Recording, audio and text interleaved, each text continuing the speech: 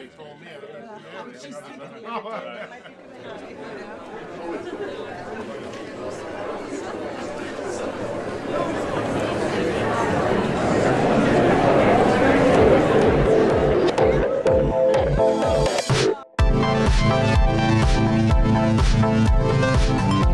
we're starting a new series today, and it's really, really important because in this day and time, I think this is one of the most important aspects of becoming a mature disciple of Jesus Christ. And yet it's so often just not thought of as that big of a deal. According to the Bible, though, it is a huge deal. And I was thinking about this last February. While you all were freezing last February, I was enjoying a few days in Panama City. I went there as part of a team meeting with a church planter named Jose to do some advanced legwork for a new church plant in Panama City. But one night there, we took a baseball game. It was a championship baseball game between two parts of the city. I'm not still sure how it worked, but it was a pretty big deal. We got there kind of early, but as we drove to the stadium, named after their favorite son, Rod Carew, some of you know that name, here is what we saw. Yeah, so there was a wildfire up in the mountains not far from the stadium, and it was getting closer and closer to the field. And it just kept growing and growing and growing. Eventually, we were like, Jose, like, shouldn't we leave? He's like, what do you mean, shouldn't we leave? What are you talking about? And we're like, well, it's getting closer, it's getting worse. About the sixth inning, some of our group decided to take an Uber back to the hotel before we died of smoke inhalation. Like, we were tired of getting the ash out of our hair and everything. But it was absolutely crazy. But I tell you this because it was interesting to see the general reaction and level of alarm that the Panamanians had to this blazing inferno about to engulf them. Yeah, they were pretty concerned, you can tell, right? They're like, fire, huh? Like, what fire? What are you talking about? They were just preoccupied with their phones. And so the things that we say, the things that we tweet, the things that we post, our words, says James, can be like a raging wildfire out of control. This is such an important part, as I said, of who we are to be as God's people, as mature disciples of Christ. I think in this day and time, it may be even one of the most important things. But by and large, so many Christians just don't really seem to care about the effect of their words. But I want us to see over these next few weeks that our words have tremendous power. Our words have tremendous power to either build up or to tear down. And this, I believe, is one of the most important things that we need to understand as Christ followers today. Oftentimes, we'll hear somebody say something. Maybe we do it ourselves. We'll hear somebody say something especially cutting or mean. And then if they're called on it, they'll say something like, well, I'm just saying. Like, have you ever done that? Like, I'm just saying, like, you know, as if that can excuse every stupid thing that we are just saying, right? And so we're going to spend just a few weeks talking about some very harmful ways that we use words. Today I want to talk about gossip and slander.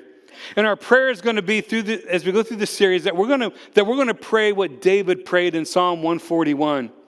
When he said, Lord, set a guard over my mouth and keep a watch over the door of my lips. Like, that is a great verse. That ought to be a prayer probably of most of us here. Now, there are hundreds of verses in the Bible, literally, to choose from when addressing this issue of our speech and our words. It's one of the most discussed things in the Bible. By the way, one of the most other discussed things in the Bible, and specifically by Jesus, is money and possessions and how Christians handle and think of them. These are two hugely important, major issues of becoming mature in our faith. And so I'm going to talk about words, our speech this month, and then next month in November, we're going to talk about the other thing, and that's money.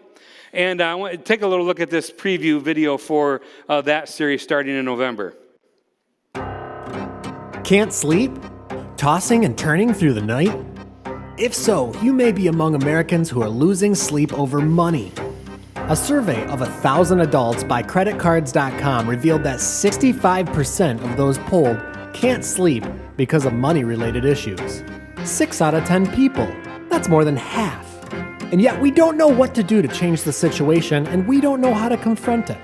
It becomes the elephant in the room.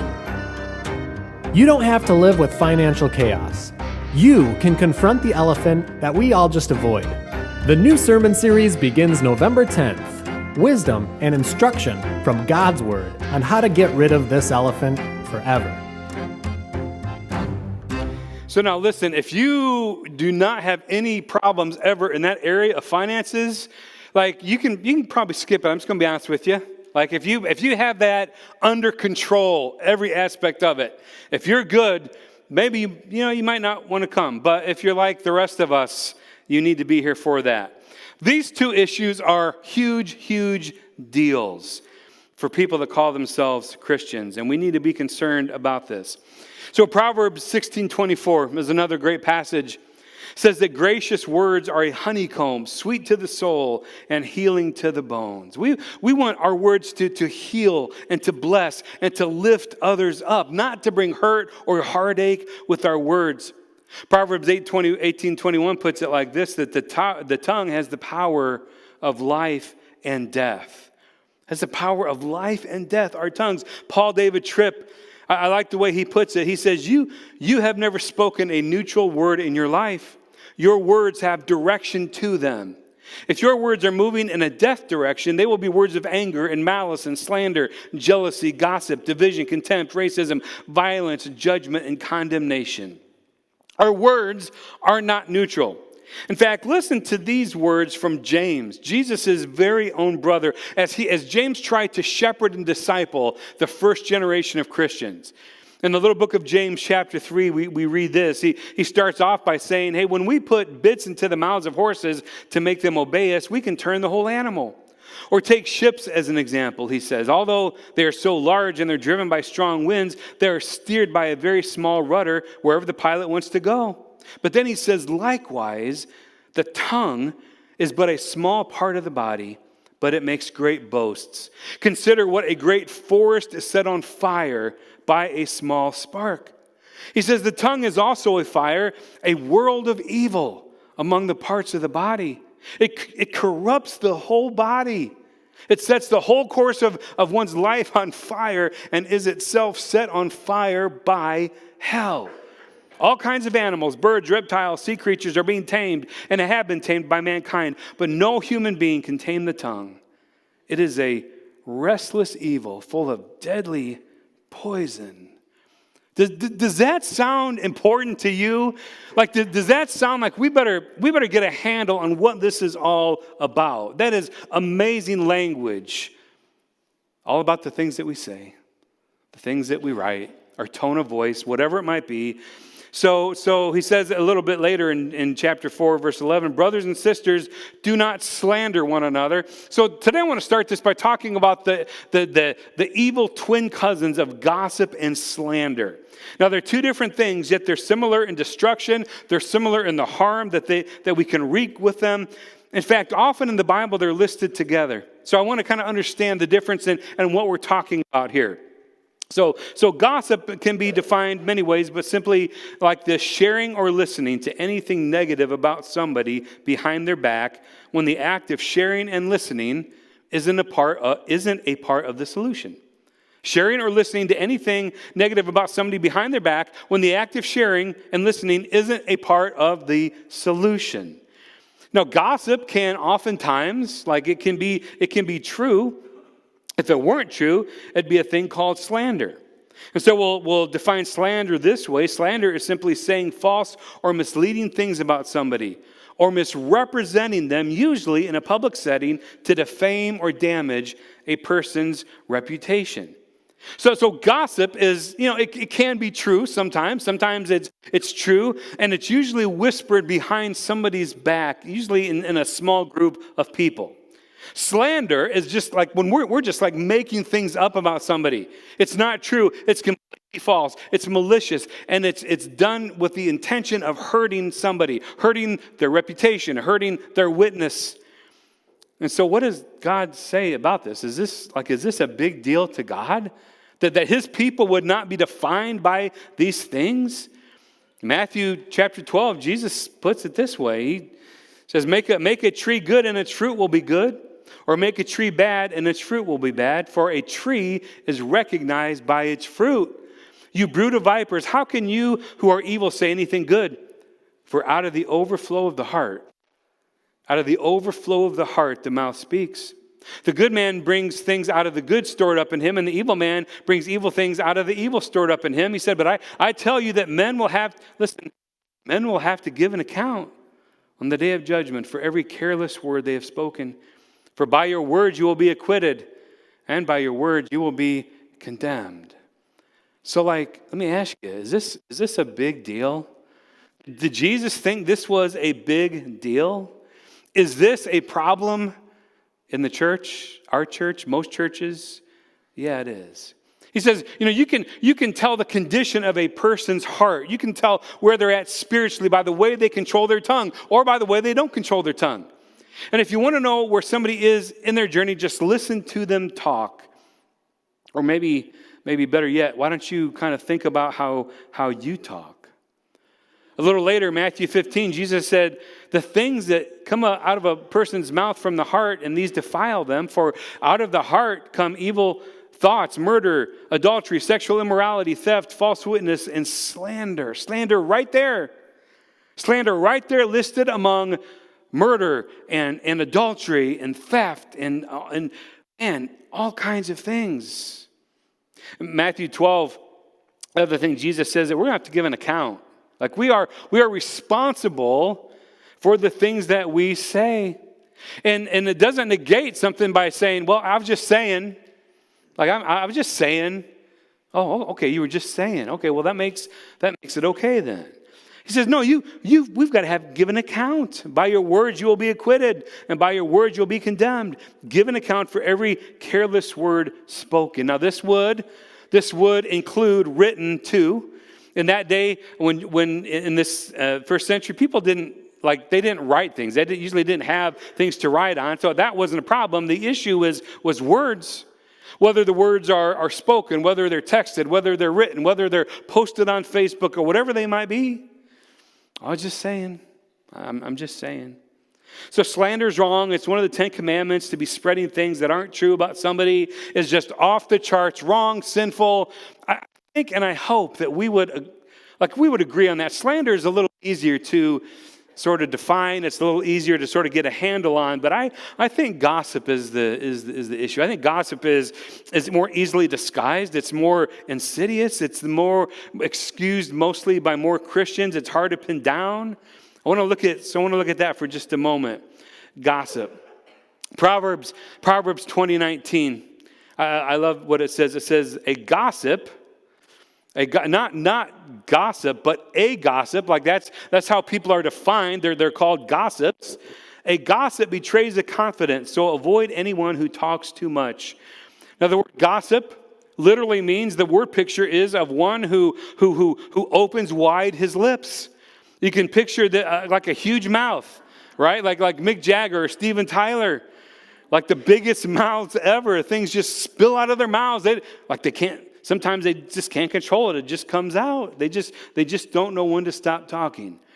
I think all of us talk more than we realize. Research says that if every word that we say in a year were written down on an average, if every word that we say in a year were written down, it would fill 132 books of 200 pages each.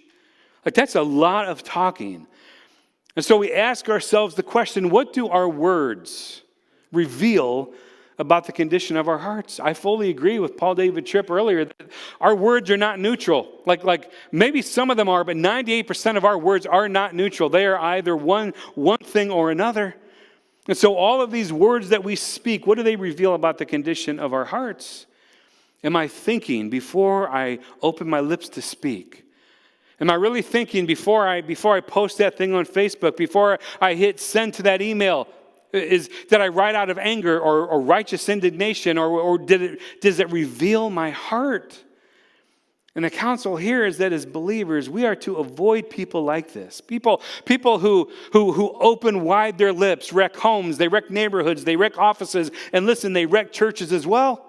And they are to be avoided. We're not to become like that. And so if you struggle with this, you need to root this problem out of your life.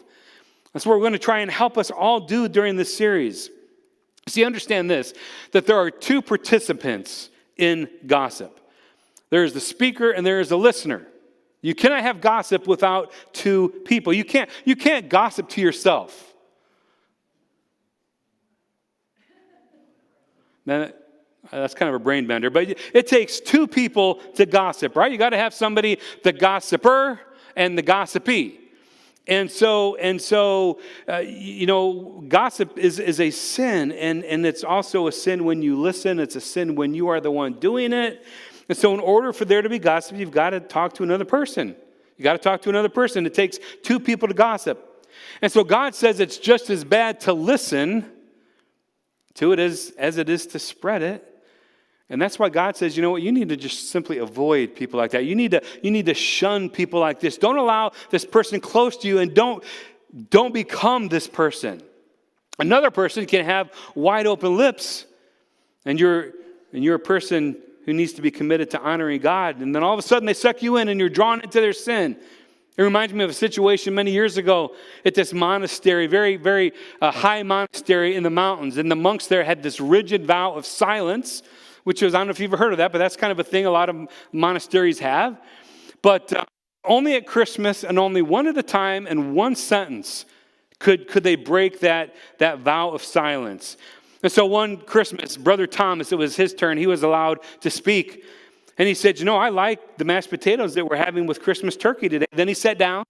Then everybody at the monastery was silent for another year, 365 days. Next Christmas, it was Brother Michael's turn to talk. He got up and he said, I think the mashed potatoes are lumpy, and I didn't like them. Then he sits down, another 365 days of silence. The next Christmas, it's Brother Francis's turn. He stands up and he says, I think the turkey is dry. Then he sits down, silence, another 365 days. Some of you are thinking, I want to go there. I want to go to that monastery and have silence. Well, the following Christmas, Brother Paul stood up and it was his turn. He said, I don't know about you, but I'm just fed up with all this constant bickering, right? I mean, and so how do people gossip? Well, there's a lot of different ways that this is kind of excused, and again, this is a slippery thing. It's insidious, and some of these sound like good reasons. There's I need some advice gossiper. So the pretense is that they need you. They're appealing to your I need something from you. Then there's you should know that gossiper, and that's the pretense of helping you. I'm going to help you out because you need to know this. And then there's the did you hear gossiper, the pretense of informing you. I'm just going to tell you this. And then here's the coup de grace of churches. Could you pray about gossiper? Because this is under the pretense of spirituality. Now, should we pray for people? Absolutely. But y'all know what I'm talking about, right? You know what I'm talking about. And so there are several inherent problems with gossip. And the first one is that it ruins trust. If a person is gossiping, that's going to ruin the trust that you have for that person.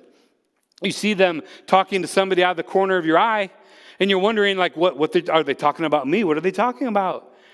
So there is a rule about friendships, relationships, whatever it might be, that is absolutely right. It's never, ever been proven wrong. And that is simply that somebody who talks about others to you is somebody that talks about you to others. You can just count on that. If somebody is gossiping to you and you're letting it happen, they're going to be talking the same way about you. And so it ruins trust. It ruins friendships. Another problem with it is that it's only one side of the story. It's only one side of the story. Without the person actually being there who is being talked about, you don't know what happened. You don't know all the sides of the story. And so it's only one side of the story.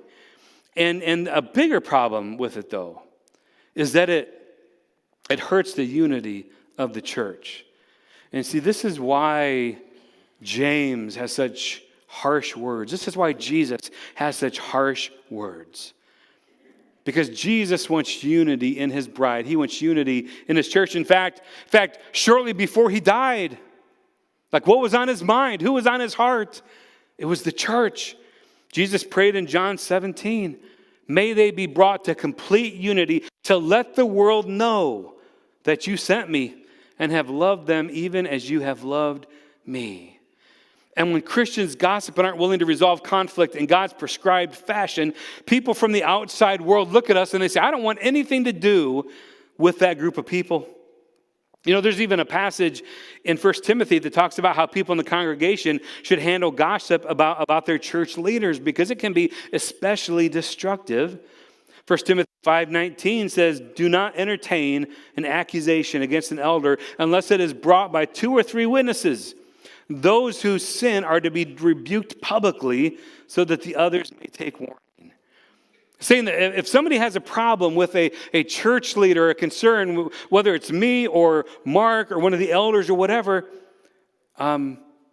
gossip is not to be allowed.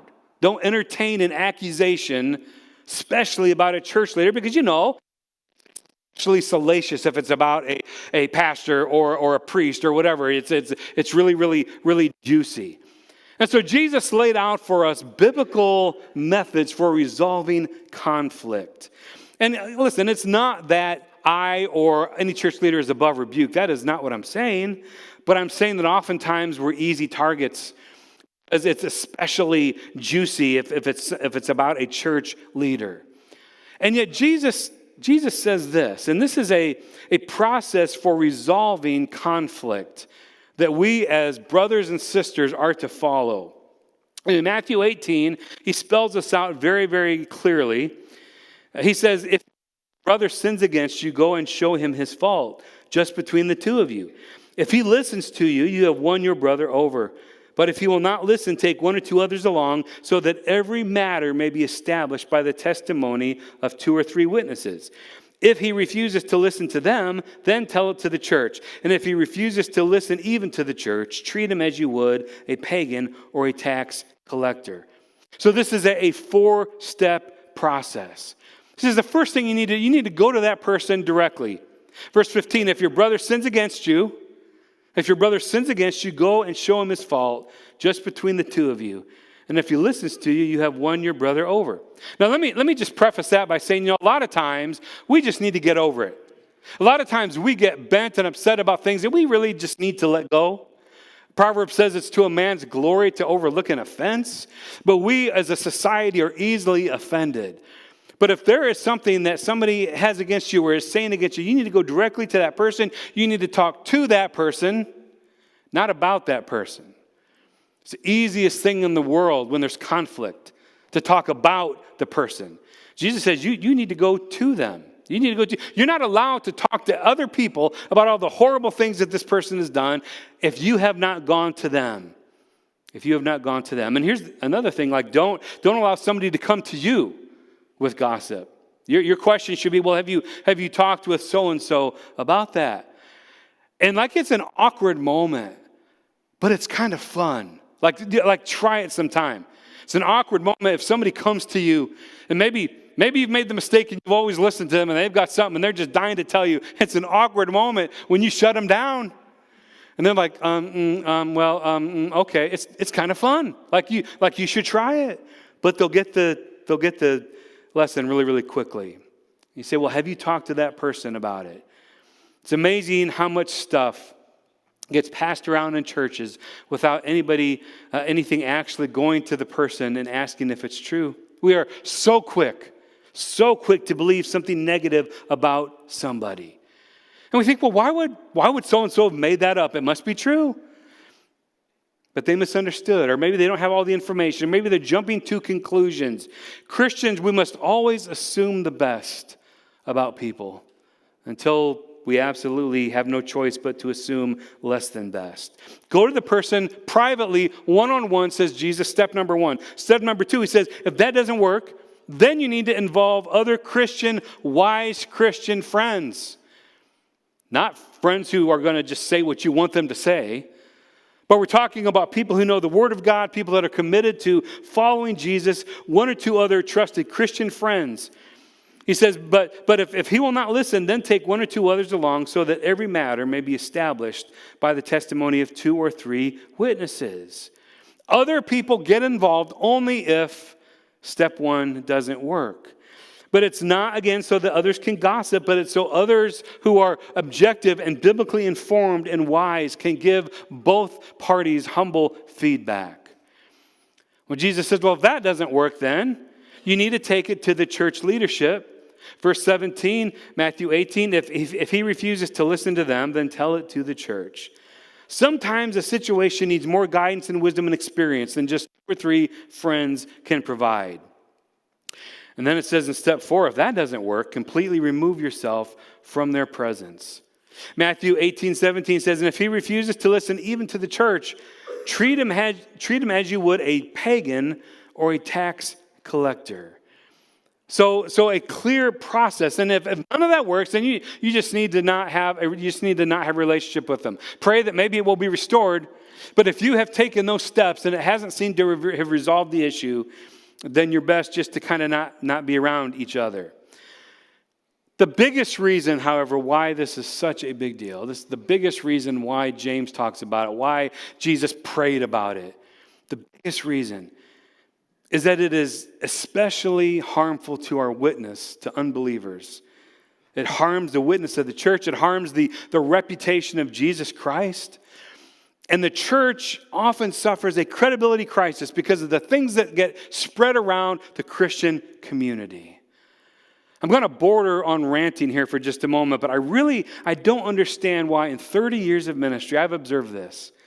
And I don't know why, but it seems that often churches in the Christian community are fertile grounds for all kinds of goofy things.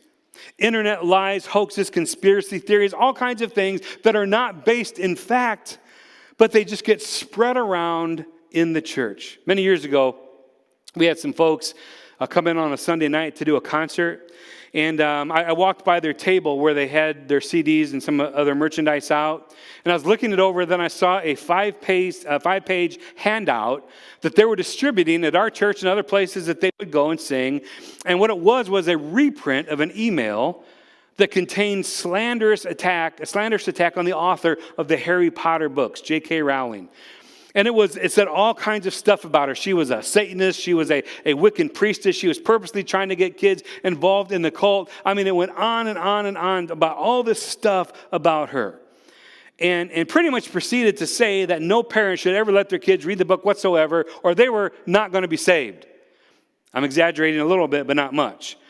Now listen, this was at the height of the whole Harry Potter thing, and you may not like Harry Potter. You may not have let your kids read the books. Like, you may have decided for your family, for your kids, that wasn't what you wanted to do, and that's fine.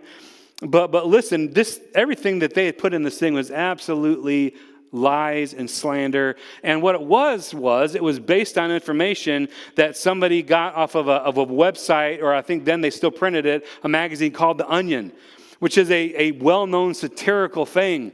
And it was meant to be satire, and they took it as this was like somebody did research, and this is what this lady is all about. Absolutely slanderous. When we as Christ followers are quick to spread lies and gossip and rumors, and it's done in the church, and sometimes even in the name of Jesus Christ, he is defamed, and our witness suffers. I sent an email after the concert. I sent an email to these folks. I picked up all those printouts and I threw them away. And then I sent an email to these folks, and I just pleaded with them to make sure that they, I told them that's not factual. Like, it's just not. It's a bunch of made up stuff. I gave them the website to look at to see where it came from.